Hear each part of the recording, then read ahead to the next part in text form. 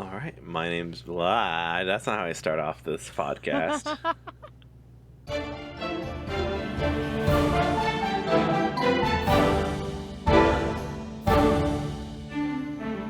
Hi, and welcome to another episode of Dungeons and Degrees. My name's Adrian. And I'm Alex. And today we have a special guest, Mallorie, that we were so fortunate to have. It was a blast meeting you at Gen Con.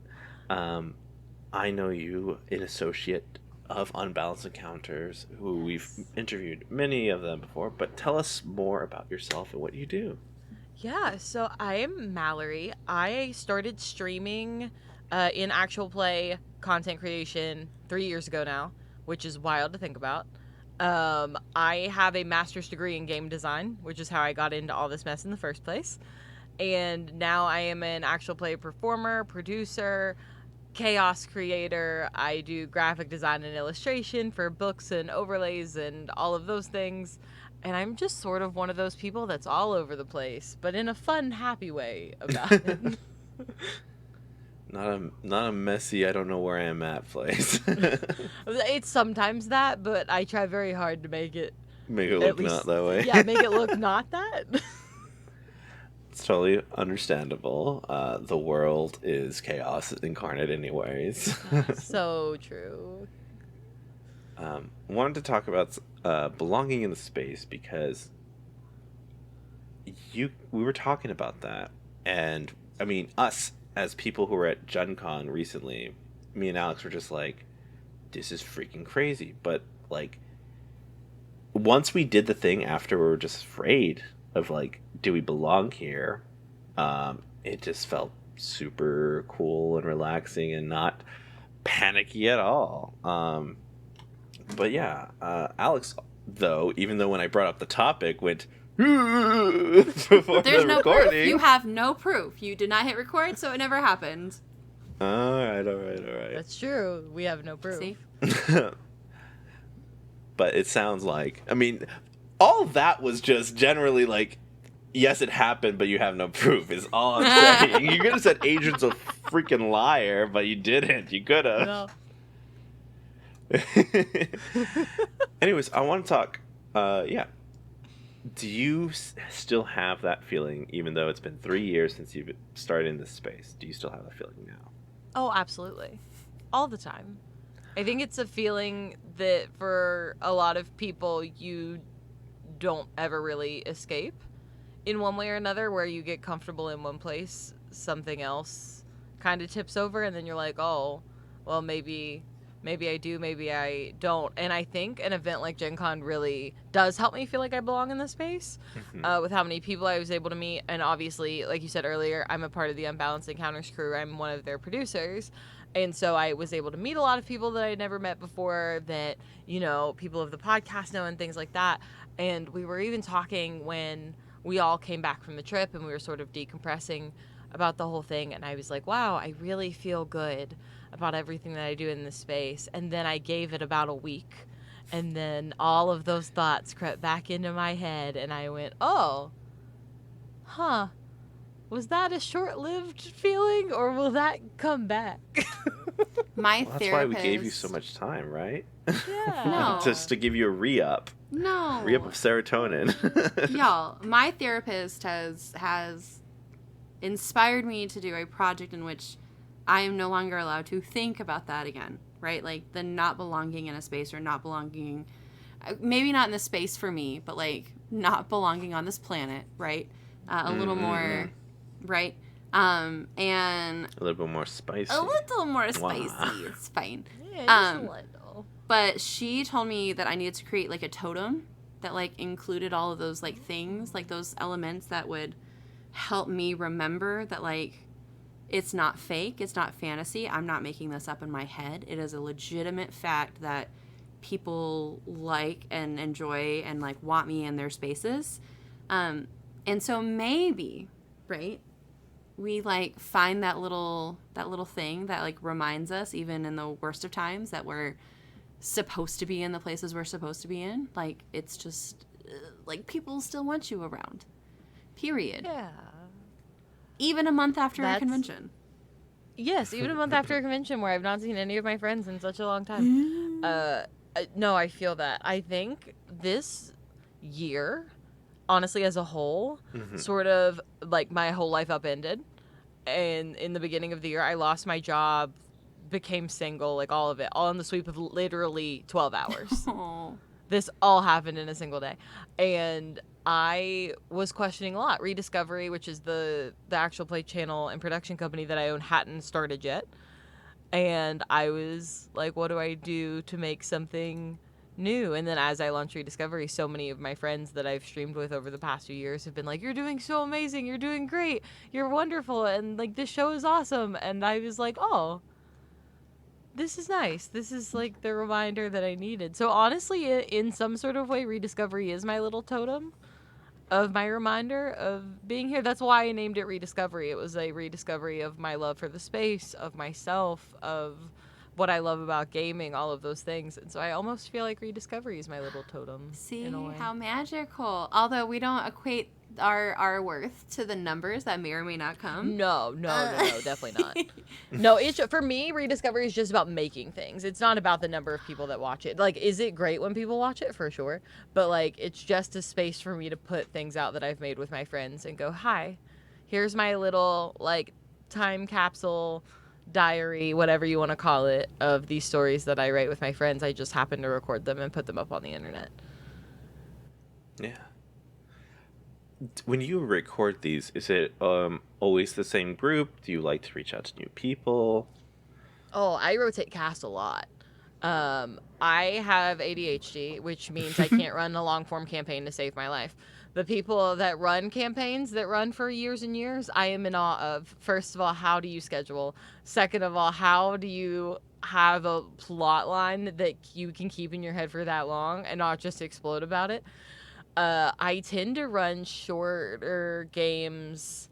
I am getting ready to run my first ever one-shot in 2 days because I just love story so much that I tend to play anywhere between 4 and 10 episodes of a thing, and I plan up front about how long it's going to be, and then I ask friends or casual acquaintances that I would like to be their friend if they'll come on and play a game with me.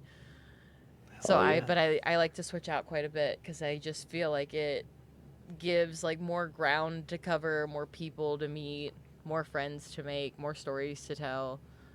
Yeah. So I don't tend to keep the same cast, but I've done it a couple of times for like multiple seasons or something like that. Gotcha.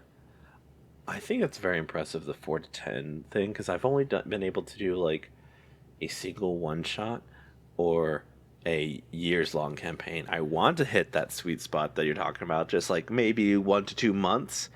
But like, the people that I want to work with, and then like trying to put them all together into one time slot, crazy. Like, I can do, hey man, whoever can fit into this time slot, just jump in. We're having years and years of play, okay? I can do that. I can't do just 4 days, 4 weeks, please. Just give me 4 weeks. I just don't know how to do that. It feels so intimidating, like a different skill set altogether. I feel like that's the only like real skill set I've got when it comes to like timeline wise though, because I'm scared to death to run a one shot, and I gave myself a whole month of one shots that are all for charity.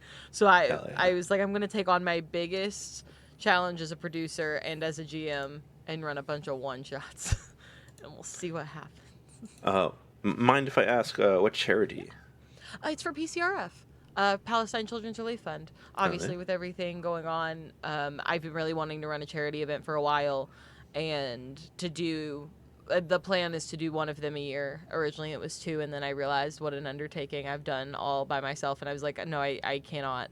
My mental health will not allow it. So we're gonna do one a year, and obviously, with everything happening in Gaza right now, it just felt like the right move to do a charity related to that, and PCRF does amazing work in getting medical aid and supplies needed to children, so I wanted to help how I can. Yeah, no, it's especially important now that like polio has been kind of reintroduced to the population as well, because of the standards of living that they currently have because of the I don't know how to say this properly because there's too many words ramming into each other. I think shit sums it up. The shit show? The shit, Yeah. The But general failure of human. Correct. Yeah, for real. It's cash. But yeah, I hope for the best. It's such a good charity. Yeah. How have and you I'm- been prepping for your one shots? Because it's Yeah. a new skill. Like, what is Very your carefully. mental what's your gymnastic routine right now? So I am also doing all the overlays, the logos, the casting, scheduling, the everything. So I'm kind of taking the prep for the one shot itself story-wise. I have a general idea of all of the games that I'm running. So out of the 12-ish games that are planned, give or take, I'm running half of them. So I have a really it's honestly sort of the same way that I plan for a multi-episode thing, which is I have a very general idea of what's going to happen. I'm a very player-led GM. I love to improv things out and see what interests people and sort of what they gravitate towards, and then I just change things accordingly. So I just have a real general idea. Like, I'm going to run a game of Kids on Brooms, and it's going to be the equivalent of prom night at magic school. And Yes. monster's going to show up, go fight it. That sort of thing. That is as much detail as I even have for multi-episode things usually as far as storyline goes. And then I prep some NPCs in a really general roundabout way. And I world build from there. For a one shot, I'm not world building nearly as much as I would for a longer form thing. But to me, they, in my head, run about the same way. It's just a length of time that's different. How big of a story I'm making depends on how many episodes I've decided to have. And with one, it's just a real general in and out. What can we do in one night? Sometimes a lot. Yeah. Trying to fit like certain stories or like there's not much story. You can take a personal like litmus test of who the character is and try to make something cool out of it. I don't know how much story one can make within a 3 to 4 hour session, depending what it is. But usually it's just like, hey man, what's your flavor? All right, let's fucking do it. Yeah. It's like, let's go. Or sometimes even in a multi-episode thing, which is something I'm making sure to stay away from in one-shots, because this is what gets me in trouble as a storyteller, is all the stuff I want to expand on. And it's sort of what's the psychological thing about this world that players should understand or need to understand by the end of the game. So the very first game I ever ran, the whole idea was where do people sit morally? Like the very spectrum that a lot of people look at as black and white, moral high ground, that sort of thing, and how so many people actually live in some sort of shade of gray, and how so many people think they're doing the right thing, even if everyone else around them is screaming at them that they're not. They have this justification of like, no, this is the right thing and here's why.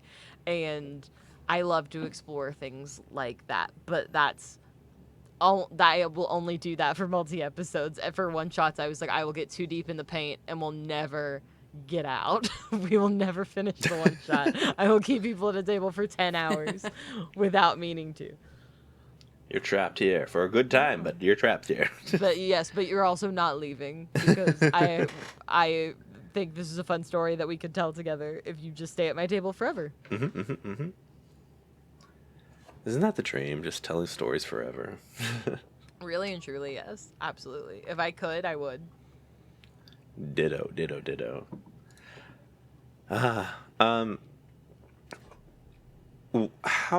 Okay, so you're a producer for Unbalanced Encounters. What does being a producer mean? I'm not too kind of learnt on the position. I've just seen it in headlines of TV shows and things like that.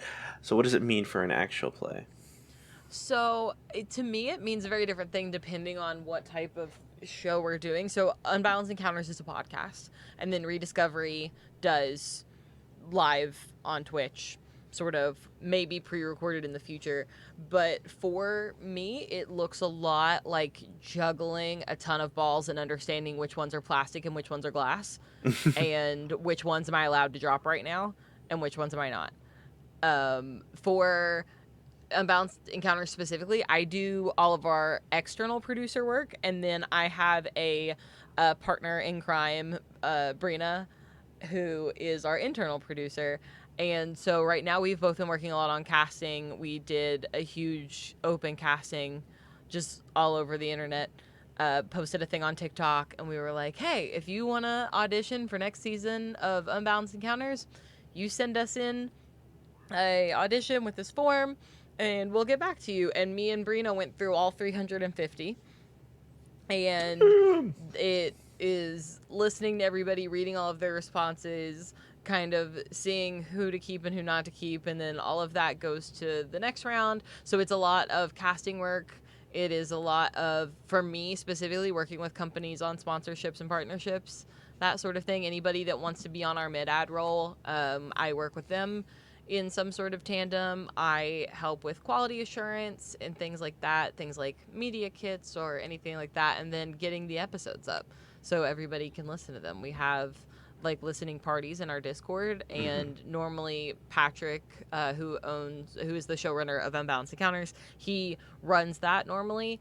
But as we are moving to season 2, a lot of the posting of the episodes and stuff is going to become my responsibility, and then I take about half of the shifts when it comes to recording the actual podcast. Like Brina will sit in on half of them and I'll sit in on half of them as like an assistant to write down times where something really funny happened, or when Patrick goes to edit the episode, he has the time that he can clip it and we can use that for social media, or for when we're doing a game and a cast member or Patrick has a question about a rule, that becomes my job to sit there and find what the rule is to figure out how to adjudicate whatever just happened. Like, it's all those sorts of nitty-gritty little things when you work on a big team, and then when you work on a team of one, like I do with Rediscovery, it's that plus everything else.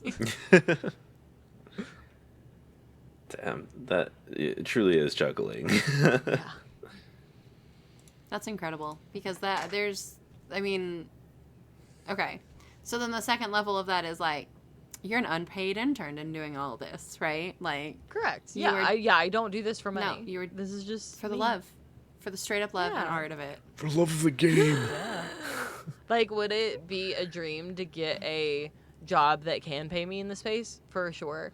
But right now, I do all of it straight up for just the love of doing it. On Rediscovery, I do use Streamloots, which is a really cool way for audience interaction, and then I get paid that way, but it's not, like, a ton or anything. But it's nice because it pays my subscriptions for things for the channel.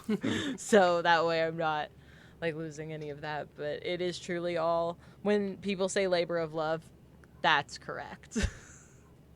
Completely. Yeah. Oh yeah. What is something you're working on coming up? Oh gosh. Or can you tell us? besides- Ooh. Oh, Secret. I own most of what I work on outright, and I don't have partners in any of it, so I can talk about any of that I want. So on Rediscovery, after the charity month, there's going to be 2 new APs that come out that I'm working on right now. One of them is a live playtest of the system that I've been writing that's going to hopefully be going to Kickstarter next year. So that was the very first game that I ever ran, was the very first version of that system.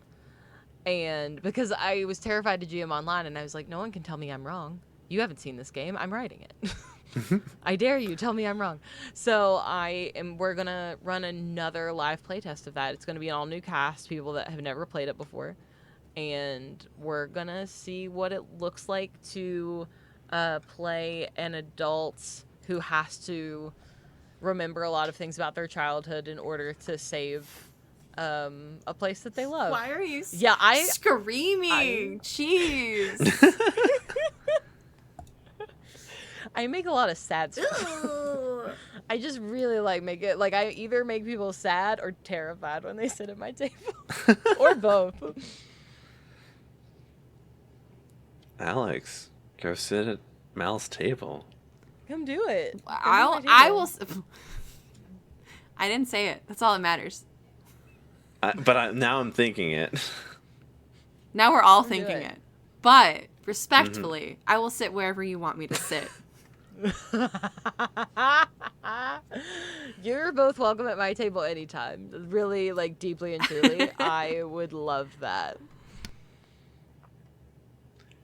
Yeah, Alex has been like jumping into other projects recently, or at least more than I've been jumping into any projects. That's a lie. I think it's been equal. You've been jumping into more interviews, and that thought alone terrifies me to pieces. Like, Why? how would I? Okay, so yeah, we're gonna lean a little bit into this like therapy talk, but like, how? What experiences do I actually have? Like, it is a little imposter syndrome, right?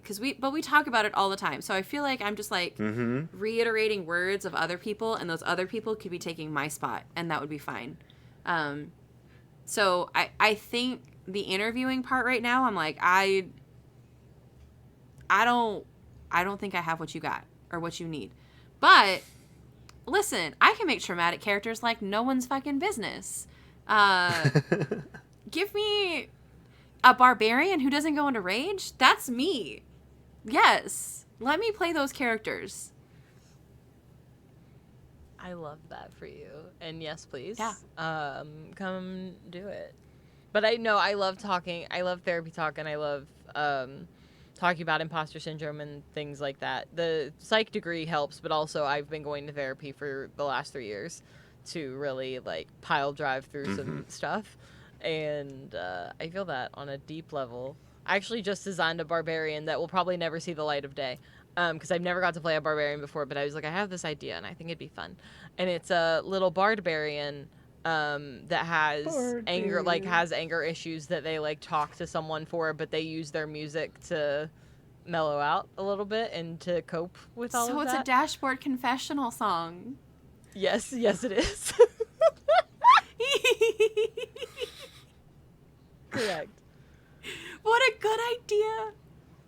Oh no. Listen. Do I now want to make characters based on like bands and artists? Like, yes. what would it legitimately be? And like, we don't have to min-max it. It could literally just be for the sprinkle flavor. Yeah. So like, I've done that for creatures. Like, I found songs that have like allusions to something horrible, and I'm like, that could be a monster.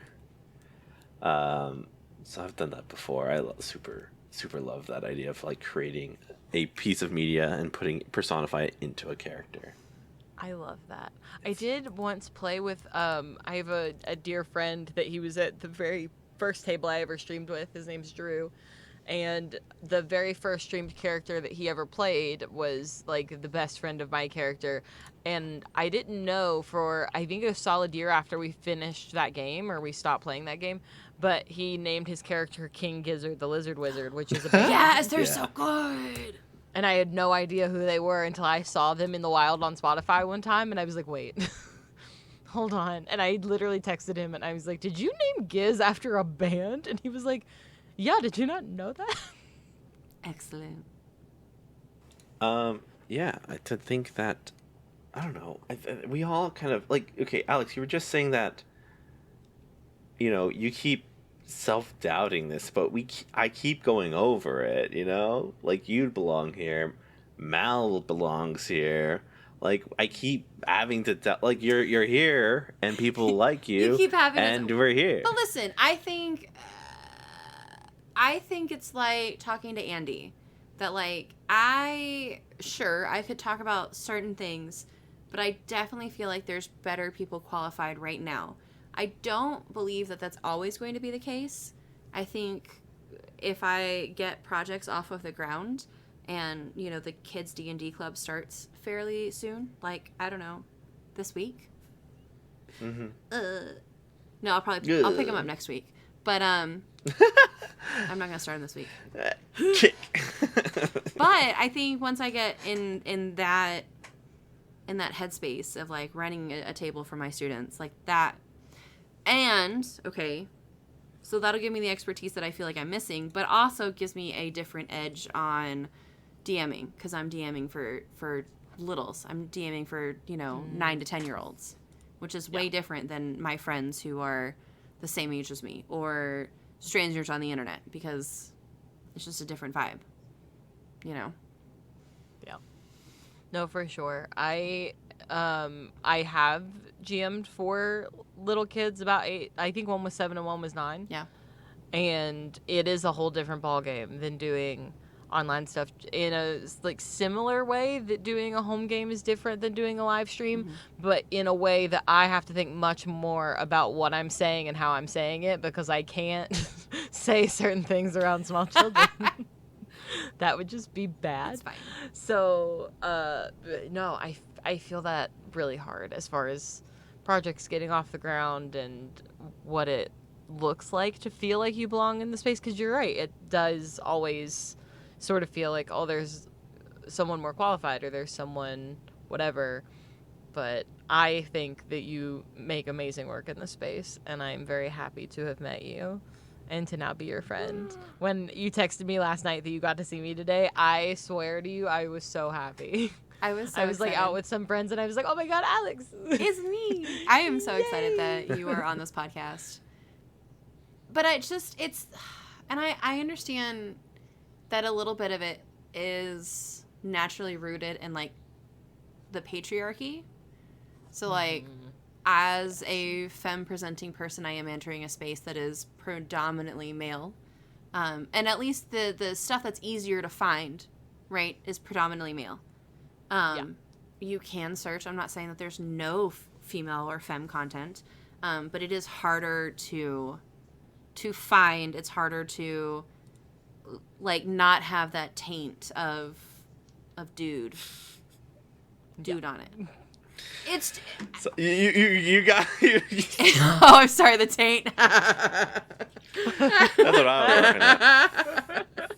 But yeah, I've been, especially since we got back from Gen Con, and I've been really chewing on our proposed Girlblin campaign. Yes, Girlblin. Because what is more chaotic than a whole femme presenting table all being goblins? And nothing, and I love it.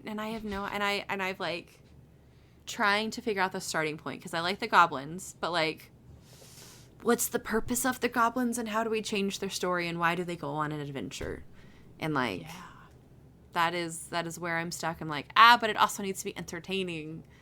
But like, are we not just entertaining enough? Oh no. I was about to say, those of us that we were talking about having at the table are all entertaining people. I say that, like, not as someone who thinks of myself as super entertaining, but I know everyone else that I'm like, you guys are going to do great. Yeah. I'll be there. And I'll be whatever support everyone needs. Right. There's different, I think, coming from the like idea of being the DM, there needs to probably be a story in which I am the least storytellery person that I know. I don't like to talk. That part of the tism really shines through. I don't flourish my words. And I've been, like, every English class I ever took, except for technical writing, really, really just scored me pretty low on adding extra details. And I was like, it's a fucking tree. Like, it's a tree, dude. Like, what do you need? What do you need from me?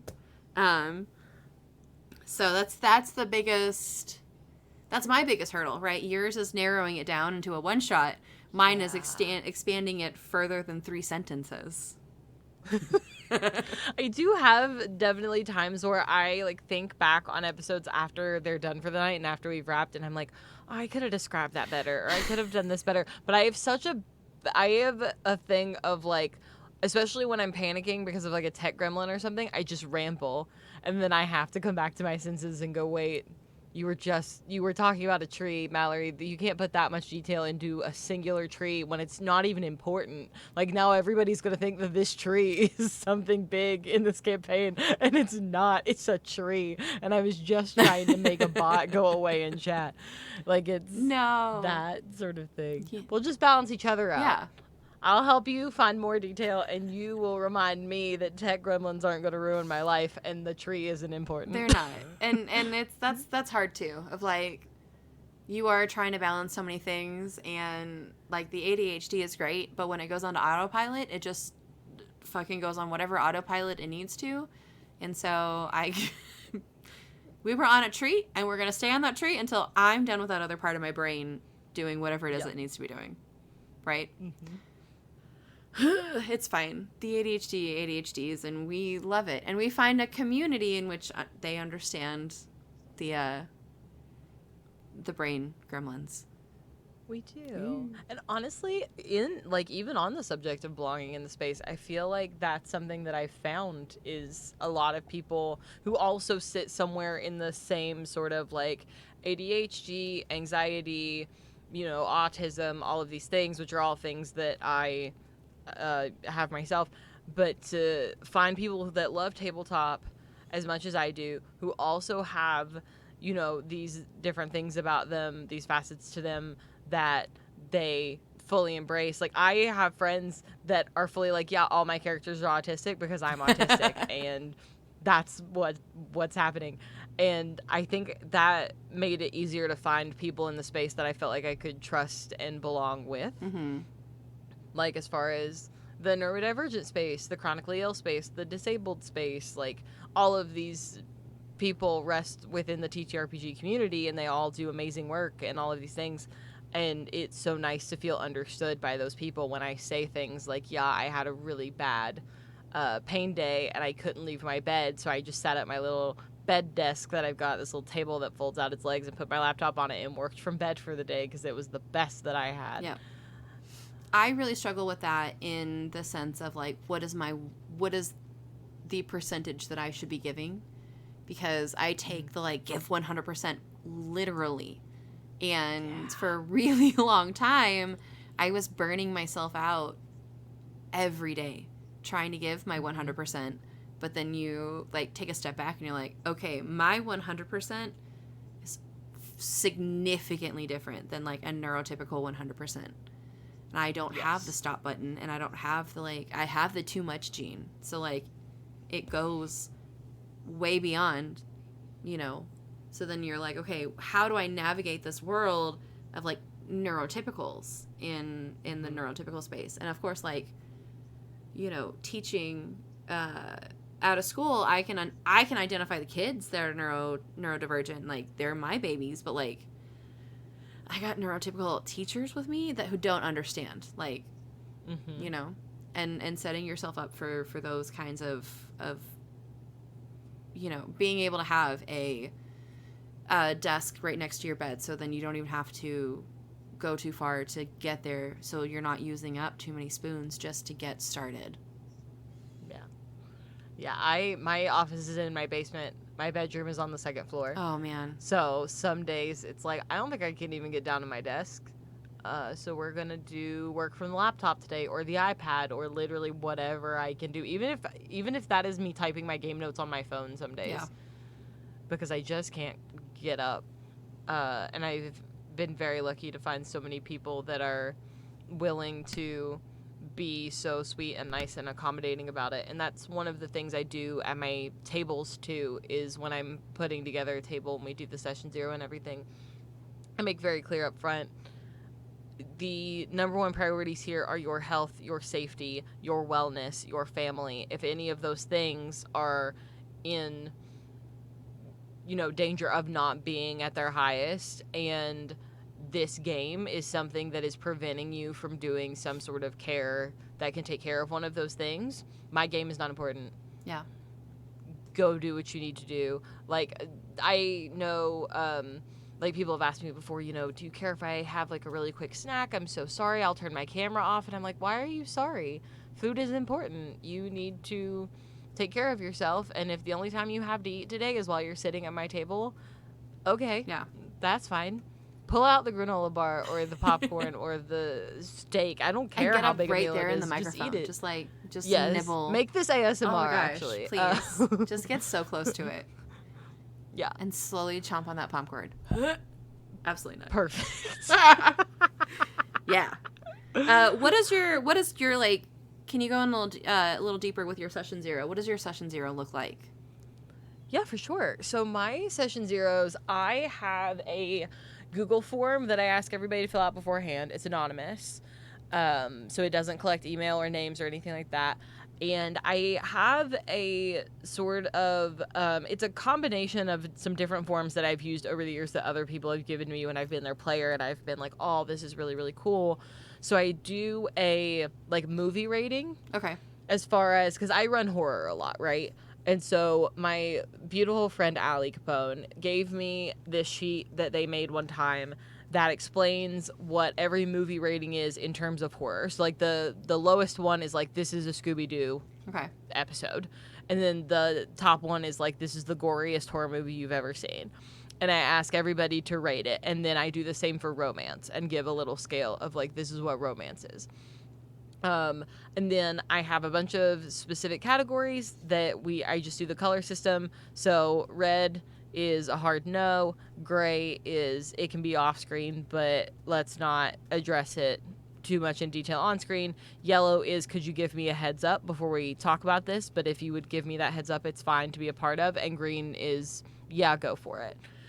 Do that for all of them. And then at the bottom, one of the most important questions that I found that I actually got, I've been since December, I think, on Live from the Apocalypse, and this was a question that was on their forum that I loved a lot, which is, are there any names that you would like to be omitted from this campaign? And so I've had people come to me and be like, thank you for putting that, because I, break out into tears when I hear this name, because it's the name of someone from my past that I don't like to associate with anymore, or things like that, like for obviously like safety reasons and things like that. So that's at the bottom. And then I, at the very bottom of the form, explain what safety tools I use as far as X card, things like that. And I ask, do you have anything on top of these that you would like to be used at the table? And if I'm not familiar with it, I'll go look it up and then implement that as well. So everybody fills out that form beforehand, and then I turn that into a Google Sheet and include my own answers in it as well. And then during session 0, we go over that. We go over everybody's, like, a high-level synopsis of their characters if they've made them before. If not, we make them all together in the thing. I explain sort of all of my rules of, like, if you want to eat, go for it. Your health and wellness comes first. Like, these are the things that I ask that you not do, which is really pretty much nothing. I'm a really relaxed GM. I basically am like, if we could follow Twitch in terms of service, that'd be awesome. And that's about it. And then we take some time to, at the top, I'll also do introductions if people haven't met before. Because I feel like that's really important. I never want people to just drop into a table and then never get an introduction or anything, because I feel like that's really weird and awkward. Yeah. And I've been at tables that have done that, and I'm just like, I don't know anyone here, and I guess we're just gonna like bear our souls together right now, and that's fine. And then at the end of session 0, normally we just talk for a while, whatever that is, or I'll answer extra questions about the game. Sometimes I'll do a run through of it if I know it's a system that no one there has played before. Like, run them through, like, this is what roles look like, this is what combat looks like, or what puzzles look like, that sort of thing. I try to very much tailor fit it to the game itself and the people that I've got at the table. Like, I think my last session 0 for You're Invited was like 2 hours long, but a solid half hour of that was just us talking about whatever happened that day, just like the randomness of it all, because I just want to make sure that they can form some sort of like connection together, if that makes sense, before we're live at a table on the internet, to see, did they get along, does whatever. And I do make very clear, one of my safety tools that I use for horror especially is I'm up for an hour past every game. So if we end at 11, I'm up until midnight. If you need to decompress with someone, text me. I usually am someone that does Stars and Wishes. I like to do those a lot. It's just different stuff like that. Like, I very much tailor make tables, if that makes any sense at all. I'd like to think it somehow works, because my last few tables have all gone very well, and they've been like, we actually, like, I'm really sad we have to go, and I'm like, I'm sad we have to go too. I have to go sit by in my house all by myself, and nobody wants to play pretend with me here, and yeah, tears. I know. I feel that. I just played a game of Alice's Missing, and Yes. I have not played anything beyond like a fantasy level. I haven't. I'm trying to think, and I really haven't played anything like. I've played some. Give me my words. Percy Jackson, but it's been like I guess you don't have to do a shit. Like, what am I? But you really think about the experience and how it is potentially going to affect you, at least for 45 minutes to 2 hours afterwards. Mhm. Mhm.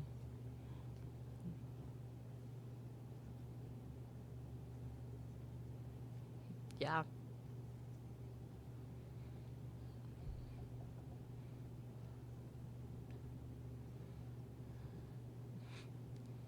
Mhm.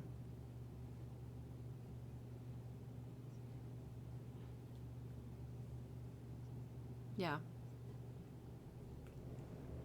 Mhm. That's exactly why I implement an hour, so people know they can text me and I'll be awake. But it does tend to hit a lot of people really differently, and sometimes it is snapping at someone when they say something a la line. Sometimes it's just bursting into tears randomly when you see something, or sometimes it's thinking back over things that happened in the show, and then you're like, oh God, what if that was a real life thing? Because I do run a lot of modern setting. I think that is, for me at least, what is the scariest, because it is the closest to your real life.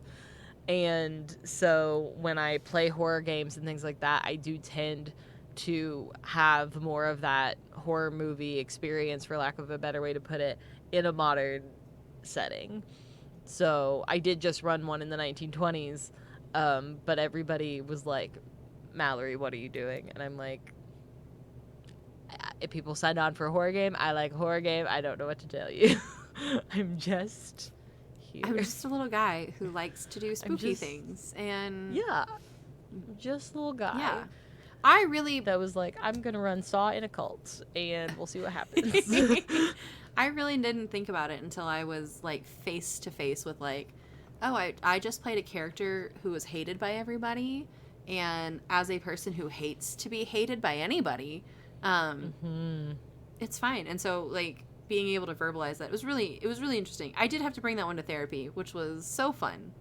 I bring a lot of my games to therapy, actually. Yeah? Tell me, do you want to tell more, please? No, for sure. So when I started with my therapist, she's lovely. She's a few years older than I am. And so when we started to talk, she was like, so what do you do when you're not at work? Because at the time I worked for a very big tech company, and it was awful for my mental health to work there. And so she was like, what do you do outside of work? And I was like, I actually stream D&D and things like that. And so we talk a lot, even now in my everyday stuff, like the things that I'm sort of working through. We talk about the characters that I make and what part of me has gone into that character. Because I've definitely made characters that have needed to learn lessons that I myself have needed to learn. And it's really therapeutic to do that. Only do that with GMG Trust, for those that are listening to this. I only do it with like tables that you feel like you can really do that with and really dig into things. If that's the vibe for the game, again, time and place, I guess, for things like that. But it is something that we talk about quite a bit. And she will go back and watch my shows. She never does it without me knowing. She always asks, and she waits months after they are done. But last January, I think it was, I ran a game of Kids on Bikes, and we talked about the game as a whole and sort of what the lessons in it were that I was trying to write around and things like that. And I think it was probably August of last year. She went, so that game that you did that had to do with the camera, can I watch that yet? And I was like, sure, if you want to. She goes, okay, as long as it's on your YouTube. And I'm like, yeah, it's fine. It's on YouTube. Go watch it.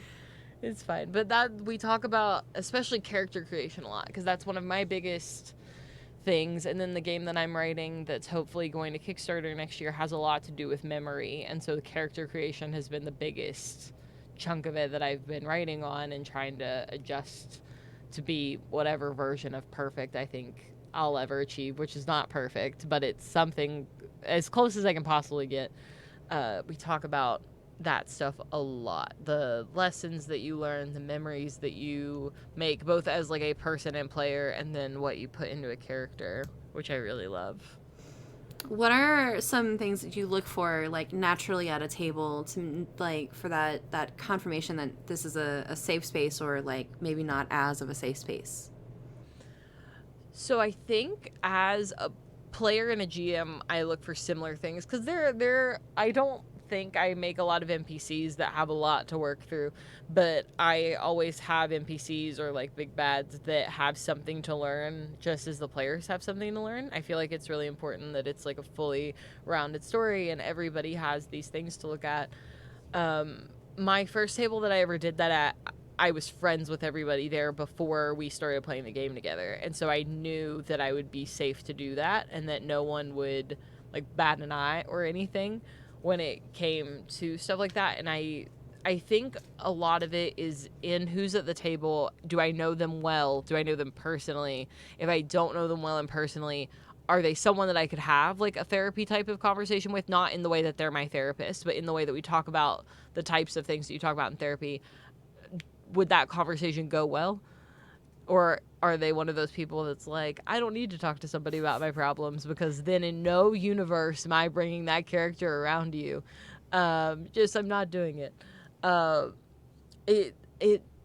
this is going to sound insane, and to at least some people will get it, and some people will be like, what are you talking about? It is very much like the vibes check. And then going on to people's socials and stuff and seeing what do they say. I'm not above it. I will fully admit that I've looked at people's socials before when we've never played together, to just like know what I'm getting into. Just be like, okay, who are you as a person? What do you enjoy? What do you talk about on the internet? Because that can say a lot about a person. I've run into a bunch of people recently who have like zero social media, and I've also run into that. I don't know what they're doing. How are you existing in this world? And like, your last post was in 2022. Like, what? How are you? You have to be boring, right? You have to be boring. It's either you have to be boring or you have your entire life together in a way that you feel like you don't need the like social media aspect at all. And I do know a few people that are like that, but I also know people like my parents have no social media. Nothing. Not at all. Not even Facebook. The like social media of their generation. Right. Nothing. Why do you just say that so loud? Like, what? Some of us had to be invited to Facebook, okay? Some of us. Look. I don't want to talk about it. I get it. Yeah. It's fine. Yeah. I had a Facebook early. Yeah. Like earlier than I was supposed to, because my sister was going to college and my parents felt bad. And they were like, we're just going to let you get a Facebook so you can talk to your sister. And I was like, okay. That'll work. I'm sending her flare. I hope she knows I love her. Like, I'm just gonna go poke Mackenzie on Facebook. Oh my gosh. Somebody just poked me. A friend of mine found the poke. Yeah, you can still poke people. You can? In the year of our Lord 2024, you can still poke people. It gives the same energy as when I found out MySpace was still a thing. Shut the and fuck I was up. like, oh no, it is. Stop. It's fully still real. I still don't have one, but it is still a thing. Because I used to make the joke on, like at the end of streams when you would say like where people can find you or whatever, I would always say like, you can find me at Moxie Blue anywhere the internet may offer you. And then somebody was like, I just tried to find you on Facebook. You're not, or on MySpace. You're not there. And I was like, MySpace? What are you doing? I was like, you know what? You're right. I'm not on MySpace. And then someone else went, what about Club Penguin? And I was like, there are two places on the internet you cannot find me. And it is Club Penguin and MySpace. Stop. I've never been in Club Penguin in my life. Actually, no. My sister was. That was my sister. I was Neopets. I loved Neopets. I also did have a Club Penguin, but that was before I started using Moxie Blue Yeah. as a name online. When did the Moxie Blue come around? I love screen names so much. So it's actually super funny. Moxie May used to be my name everywhere before I started streaming or doing any of that. Just like when you needed like the login for your gaming console of your choice, it was always Moxie May. Moxie I thought was just like a cool name essentially. Like I thought, because like I was one of those kids that was like sassy and spunky, and so I like people that were my parents' age, like their friends or whatever, would be like, yeah, Mal's one of those like Moxie kids, and I was like, okay, I like Moxie. Moxie's cool. And then Bang is just my birthday. And then my best friend, who I live with now, and we co-own Homebrews and Homebodies together, which is like on a break just because life has been so busy. But we co-own that channel together, and she is a redhead, and both of our favorite colors are purple. And someone just made the joke one day that I was the blue to her red. And so Moxie Blue stuck around as my, like, official streamer name or whatever for the first little bit. I still used Mallorie, like people still called me Mallorie, but everywhere my name was written as Moxie. Yeah. And then eventually I was like, why am I doing this? No one in the world has my name. Like one of my friends had me Google it one day. Because he was like, do you want to use Moxie or do you want to use Mallorie? And I was like, I don't know. And he made me Google it, and I was like, no one in the world has my name. I love my name. I'm just going to use Mallorie, but I'm still, username-wise, I'm still Moxie everywhere because it's just a fun name. It's just cool. No, I adore that, because that, like, not only is, like, a semi-history of just, like, what it's been to be on the internet since, like, the early ages, but like also a testament to friendship. Like I have that same thing with a friend of mine called Sam. Her name is Sam, but we went through a bunch of stuff in middle school and high school together, but we weren't like the best of friends. We were just like really good friends, but the weird coincidences that in the early 2000s would have made us enemies versus making us friends. So we called ourselves the Denied Duo because a boy that we both liked did not like us back, which is fine because he's now a raging Republican and like ex-military. You dodged a bullet, don't Oh worry. my gosh. Like, let me tell you. But we called ourselves the Denied Duo, and she was Spiffy Sam and I was Awesome Alex, and I have kept Awesome Alex in that, like, it shows up in just random places, like if I need things to log into, like if it needs to be a username, right? So I love that. it's weird that those things just persist, right? Yeah, they stick around forever. And they always will. Like I don't see myself getting rid of Moxie Blue probably ever, even because someone was like, you could just change your username to Mallorie, and I was like, but why would I do that when Moxie Blue is really cool? It is so cool. Yeah. It's just a cool sounding name. I'll take it. I've been Eloquent Mime since, like, I played, what is the game? World of Warcraft. And, like, you can find me on all social medias at Eloquent Mime, and I don't want to get rid of it. It means keep nothing. it forever. It means nothing to me. It doesn't matter. I know. Oh, well. You know? And I'm not short, and I'm not, okay, she was short. Whatever, my gnome, right, my World of Warcraft gnome, like, I still feel like I've got an inner gnome in me with, like, bright blue hair, and only does, frost magic because it was themed, even though that was useless for raiding. Love that. That's okay. I still love it. I think once you have a bit like that, though, you just stick with it. Yeah. You stick with the bit for however long until it dies, and sometimes the bit never dies. And then you just die. Oh, no, I'm so sorry. No, that's my type of humor. I have a psychology degree. Nothing can faze me. It's fine. What's your go-to TTRPG system right now? Oh, that's such a hard question. So I really love Call of Cthulhu. Love Call of Cthulhu so much. There's just something about it, and I think it allows for a lot of cool discussion around mental health in a lot of ways. And then I'm also a very big fan of the Kids On games, like Kids on Bikes and Kids on Brooms. Those are probably my favorites to run, at least. What do you enjoy about the Call of Cthulhu the most? Just the sanity and the mental health, or is it also?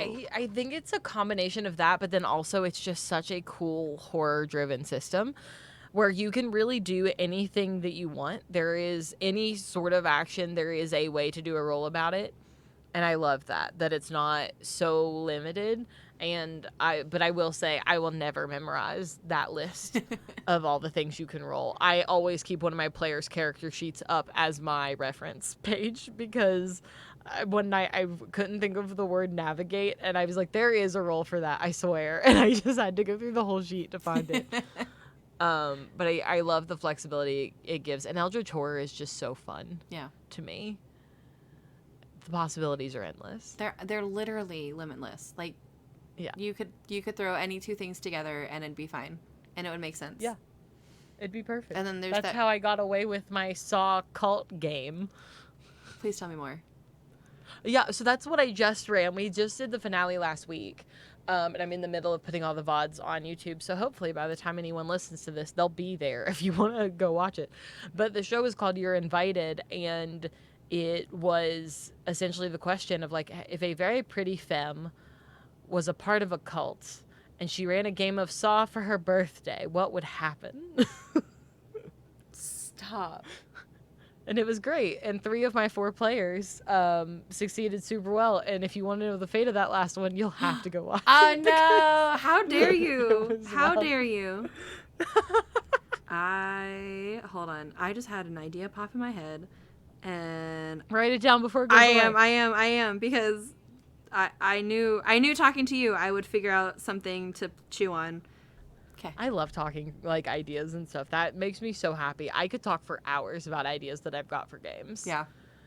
So many. I came up with one and was telling it to some friends last night, and I was like, this is either the dumbest or the most genius thing I've ever come up with in my life. And I think I'm going to make it either way. I don't think I'm going to, like, think about it too hard.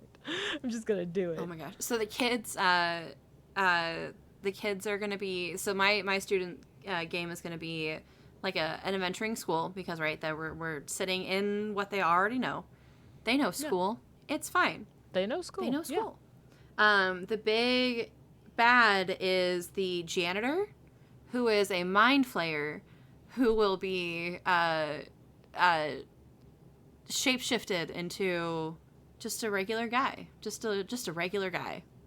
Yeah, just a guy. Yep. But he is snatching children to bring underneath the school for the children to be custodians for the, like, mind flayer layer underneath the school. Ooh, I love that. Mm-hmm. But he's going to be so helpful for such a long time that they're just never going to know.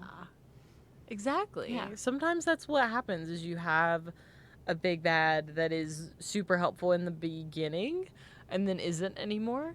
In a game that I never got to play, that was actually supposed to be my role in the game, was I was supposed to be really nice and befriend everybody and then be like, hey, we should kill this guy. And if people didn't go along with it, I turned it into the big bad. And they had to fight me.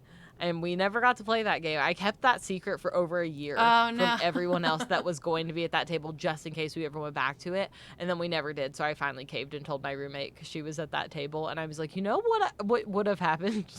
It would have been awesome. Either we take out this one guy or I take out you. It was so weird. Yeah. It would have been so great.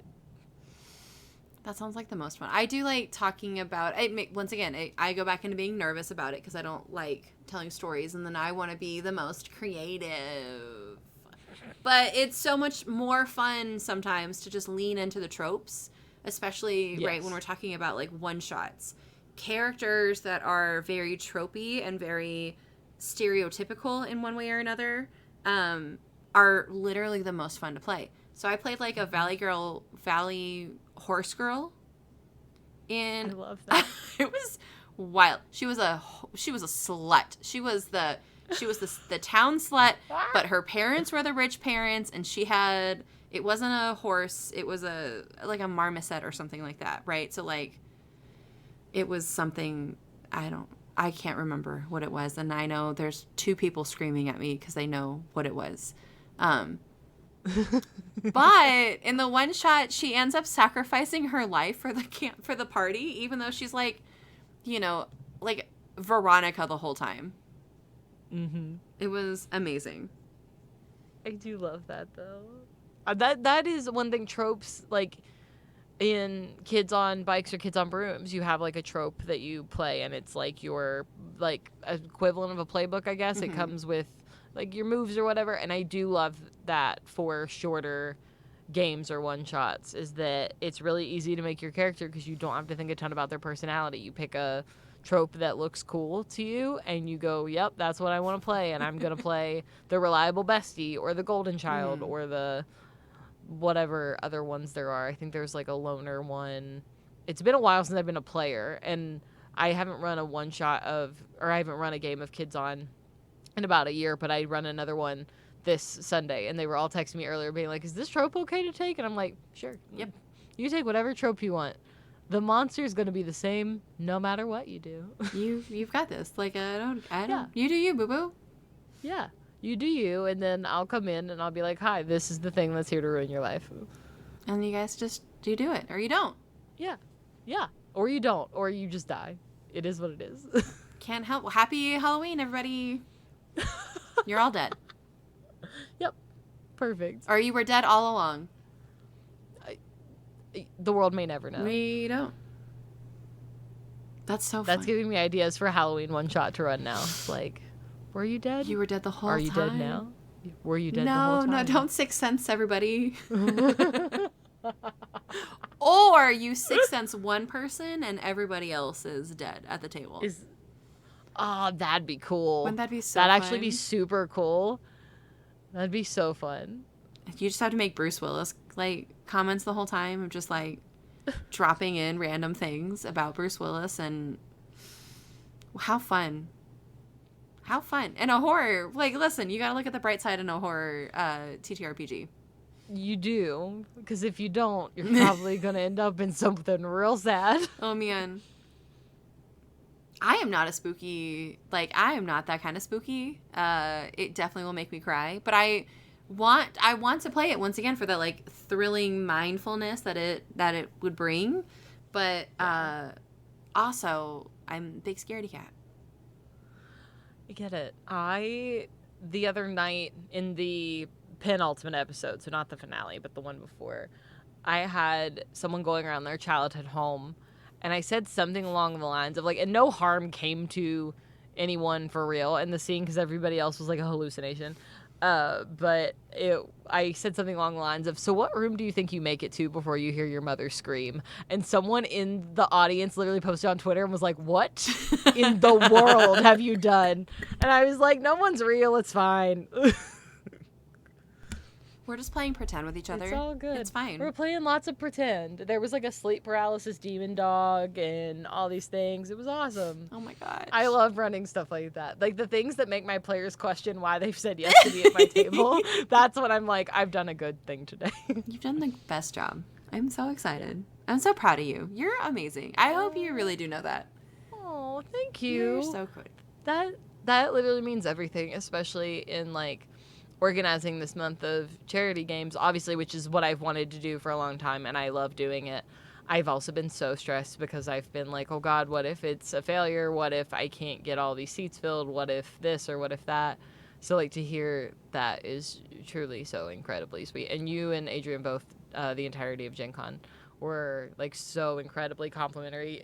Even when we very first met that night in the bar when we're sitting at the hotel and we're all just sitting around and talking, and you both were like, hi, who are you? And I was like, hi, I'm Mallorie. And it was so great and lovely, and you're great and then we lovely had a and so trauma bond at that moment. We did. We had such a good trauma. Listen, dear listener, if you ever see a table full of women-looking people, or people generally looking like they have a good time, you don't need to bother them. You don't. Yeah. Just leave them alone. You don't. You know what? You don't. Just don't come up to them. Yeah. Yeah. And don't say things like that are creepy or that are thanks for letting me join your conversation when you very clearly just wandered in and made yourself at home and Nobody invited you. welcomed you in there. Nope. That was a lot, and those of us that sat there in that moment and were experiencing that, then thank goodness for the wonderful mask people in our lives, gosh. Adrian and Patrick, for coming over and being like, "Hey, what's up?" And we were like, "Oh, thank goodness." Yep. Immediate. And then Adrian went straight into healthcare mode, and it was beautiful. Yep. It was absolutely wonderful, So, and I loved that for us. Adrian's the best. Just the best. Adrian is the best, and editing Adrian, you better not take that out. Nope. You better leave it. Leave it in there. Oh man. Leave it there. Oh man, that's so fun. I had one more question, and this is probably a whole different podcast. But your upcoming book, right? Your upcoming TTRPG Yes. system. You keep talking about memories. Yeah, so it's called Memory Lane. Oh, The whole tagline of the book is "Take a stroll down memory lane," a tabletop role playing game, and it is a story. Your story is furthered by either the memories you have or the memories that you lack. And there is a memory modifier where you can roll to see if you can remember certain things. I've played games with it where it was a town full of people that couldn't remember what had happened, and it was trying to piece everything back together to try to tell the story of why everyone was trapped in this town. And it's stuff like that, and it's very, very, very heavily inspired by my grandmother that I lost in 2020. And it wasn't due to COVID, it was just in the time of COVID, unfortunately, so everything was sort of in lockdown. But she had dementia. And so she was having a lot of trouble remembering things, but could perfectly clarify, like in perfect clarity, tell me stories about her childhood. And I thought it was fascinating. And I heard all these things about all these family members that I never got to meet. And so after all of that was sort of said and done, I was thinking a lot about it in terms of games, because I was in the middle of my master's degree. And I looked a lot at sort of what does your life look like? How is it reshaped as you lose certain memories or as you gain new ones? And so that's why I started to write the game, because I thought it was a fascinating place to tell stories from, where so much of story is oral tradition and memories and things like that.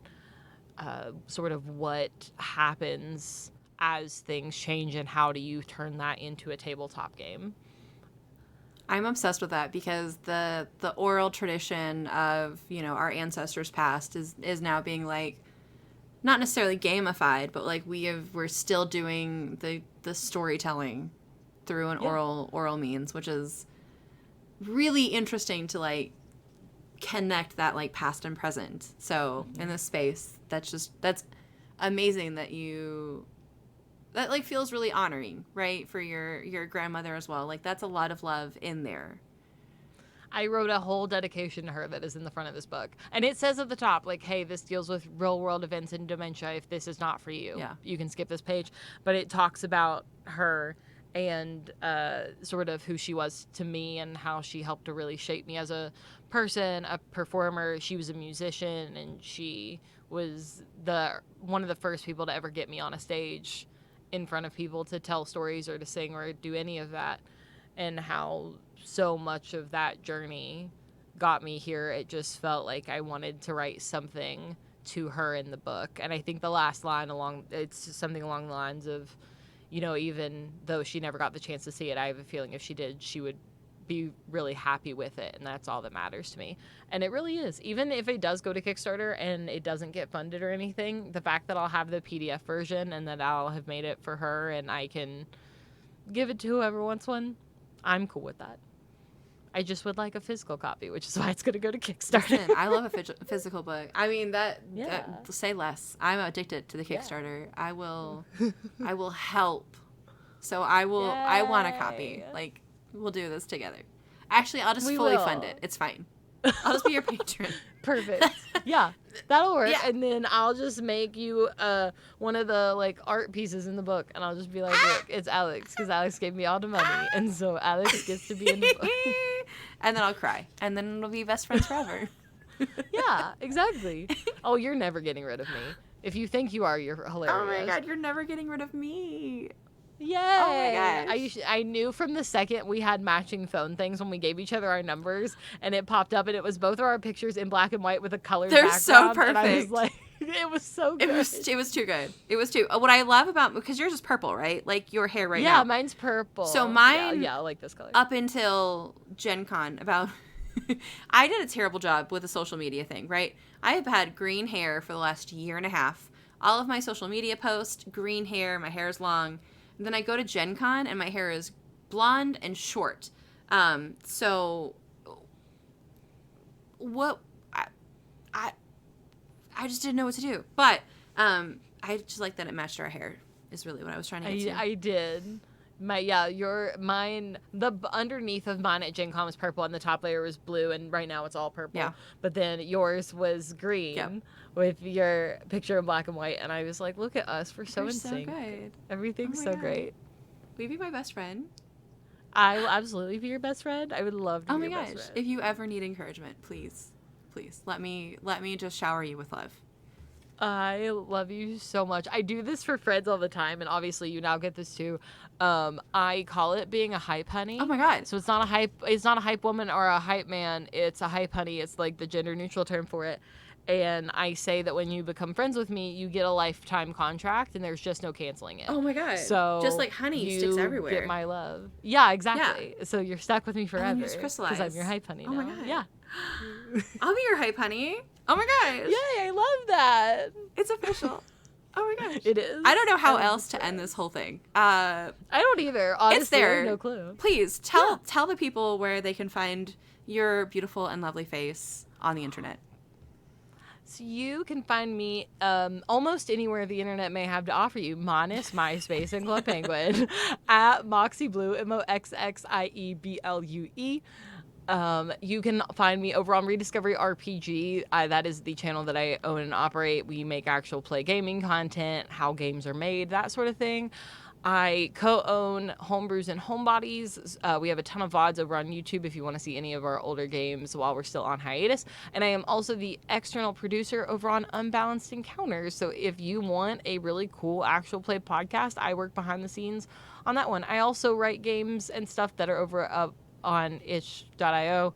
And I have a website at Mallorie Mize, MALLORIEMIZE.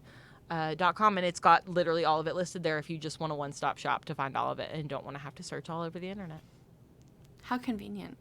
I like that you left the I try most my convenient best. one for last. Like you were like, I'm gonna give you everything, but then like really, my website. Yeah, you can just go to my website and find it all there, and then you don't have to search all over the internet. Or because it links all my socials and my games and stuff there too. Or you can do all of the above, I guess, Right. if you want to find me just everywhere. make like 16 different profiles and subscribe and like to all of the things, and Exactly. that's it. I mean, like, Yeah. what a better way to show that you're obsessed with somebody? Just 16 Yeah. different profiles. Actually, don't do that. That sounds crazy. That sounds. That's a tiny bit in the creepy territory, but I do appreciate the love that it would come with. The monetization. Yes.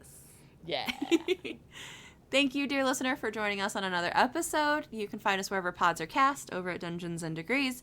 You can also find us on all social medias at Dungeon N, the letter N, Degrees. Please check us out. Go tell your friends, tell your enemies, tell your lovers that you really enjoyed listening to us. You can also rate us on 5 stars on every... you know what? Just send me something on, like, I don't know, the social medias and say that, like, 5 stars, because, like, that'll make my whole day. You can also find us on Discord, and like we've been mentioning, I need a new laptop, so you could help me get off of my work laptop, which would be great, because I'm pretty sure this is illegal. It's not. It's fine. Yeah, it's fine. Yeah. No one's called you on it yet, at Yeah, least. it'll be fine. So that's all that matters. So, that was Adrian. He went to go do work, so that's Adrian. I'm Alex. And I'm Mallory. Go have some fun. See ya. Yay!